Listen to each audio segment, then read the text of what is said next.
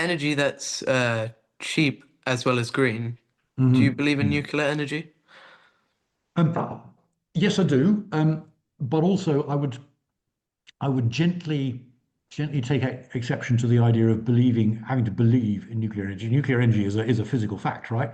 Um, uh, and the only reason why I think um, people should be cautious about nuclear energy is whether or not it is doable economically. And everybody who I speak to seems to think we could do it a great deal cheaper than we are in this country. We have some of the most expensive, difficult, complicated rules on nuclear energy in the world, right here in the UK. And lots of other countries manage to do it a great deal more nimbly, a great deal faster, a great deal more cheaply.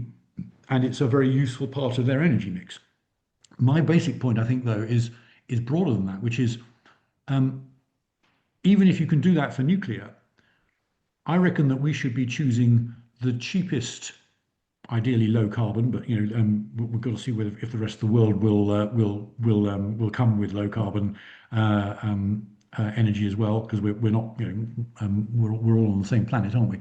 Um, uh, but I think we should be choosing the cheapest um, energy that we can generate at a given level of greenness. And therefore, if nuclear energy is competitive on that basis, then we should absolutely, fill our boots with it. If, on the other hand, it turns out that some other form of energy is better because it's cheaper for the same level of greenness, whatever we decide as a country we want, then we should fill our boots with that instead. And nuclear isn't a question of believing in it one way or another. It isn't a religious decision.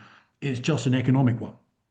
And that's where I think we have fallen down in the past is we have allowed all sorts of other things, particularly on nuclear, to get in the way. And if nuclear can compete on all fours on a level playing field with other kinds of energy for an equal level of greenness, then we shouldn't be afraid. We should just crack on.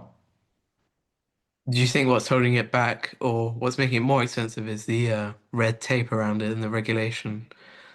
Yes, I mean, look, safety is important for every kind of energy generation. I mean, the risks of nuclear are serious, but you can have you can have very serious accidents um, with other kinds of energy as well.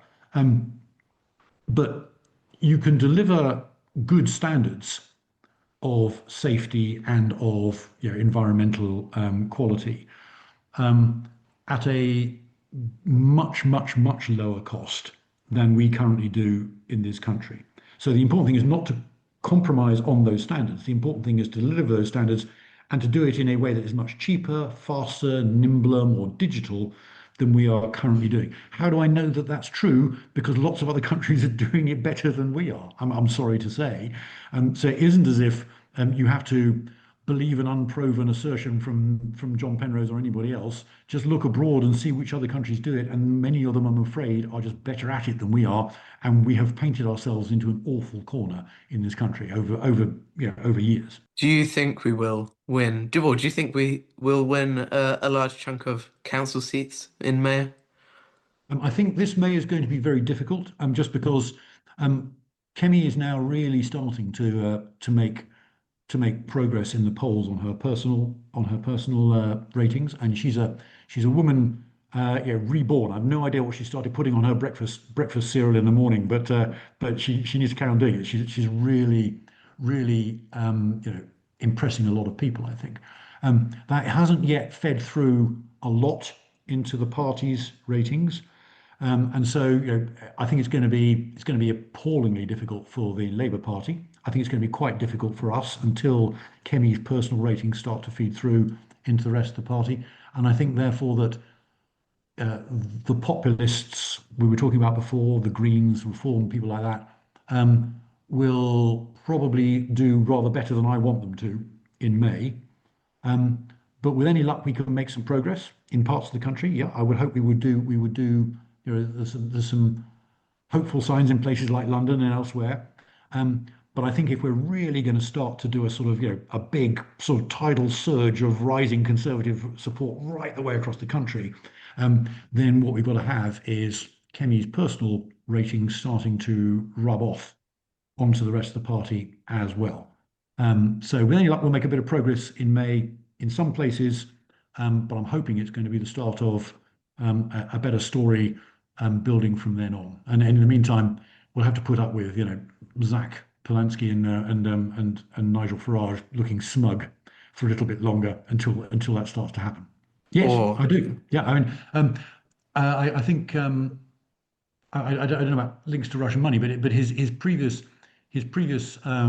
yeah, admiration for Putin is well known and on record. He's been complimentary about it in the past. He's backed away from it a bit more recently.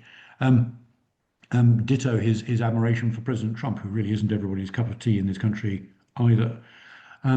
So I just think that those instincts are strike an awful lot of Brits as very odd, put it that way. Um, Now, any links to Russian money would have to be proven first. So that would have to be you'd have to be tread very carefully until that point. But if it was, I think links to Russian money for any political party in this country would not be good. You can imagine why it would be extremely bad.